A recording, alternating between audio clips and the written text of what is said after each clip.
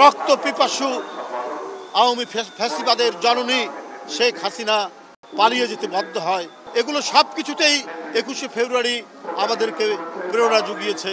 সেই 48 সালের ভাষা আন্দোলনের প্রথম ধাপে এই প্রতিবাদের পথ বেয়ে 52 চূড়ান্ত রূপ ধারণ করে এবং ছাত্রদের আত্মদানের মধ্যে দিয়ে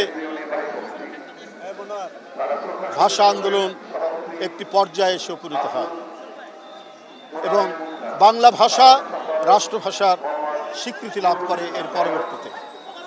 বন্ধুরা আমার, তাই 52-র 21শে ফেব্রুয়ারি সকল সময়ে সকল যুগে অত্যাচারীর বিরুদ্ধে, উৎপীড়নের বিরুদ্ধে এদেশবাসীকে এবং বিশ্ববাসীকে প্রেরণা জুগিয়েছে কি করে অধিকার প্রতিষ্ঠিত করতে হয়, কি করে ভাষার অধিকার এবং মানুষের সকল অধিকার প্রতিষ্ঠিত করতে হয়।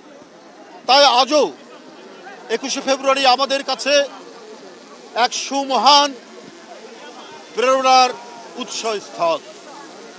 এদেশবাসী 21শে ফেব্রুয়ারিকে যেমন একদিকে দুঃখের দিন মনে করে, অন্যদিকে প্রেরণা এবং গৌরবের দিন মনে করে, কারণ এটি আমাদের গৌরবের পতাকা তুলেছে এবং 52-র 21শে ফেব্রুয়ারির এই আন্দোলনের সোপান বেয়ে এই দেশে ছাত্র আন্দোলন, স্বাধিকার আন্দোলন, স্বাধীনতা সংগ্রাম এবং মুক্তিযুদ্ধ চূড়ান্ত পরিণতি লাভ করে আমরা জাতীয় স্বাধীনতা অর্জন করেছি।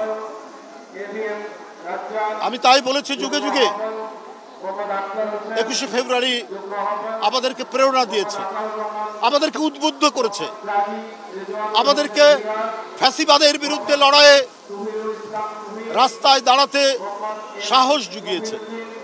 আমরা এই পথ ধরেই 90-এর অর্জন আমরা তৈরি করেছি। এরশাদের মতো একজন ঘৃণ্য স্বৈর শাসকের পতন ঘটানো হয়েছে এবং এরই পথ ধরেই এক ভয়ঙ্কর ফ্যাসিস্ট শেখ হাসিনা যে 17 বছর জনগণের কাঁধের উপর ভয়ঙ্কর অত্যাচার করে তিনি রাষ্ট্র ক্ষমতা দখল করেছিলেন, সেই রক্ত পিপাসু আওয়ামী ফ্যাসিবাদের জননী শেখ হাসিনা পালিয়ে যেতে বাধ্য হয় 2024 সালের 5ই আগস্ট। সুতরাং এগুলো সব কিছুতেই 21শে ফেব্রুয়ারি আমাদেরকে প্রেরণা জুগিয়েছে, আমাদেরকে উদ্বুদ্ধ করেছে, আমাদেরকে সংগ্রামের মধ্যে সামিল করেছে।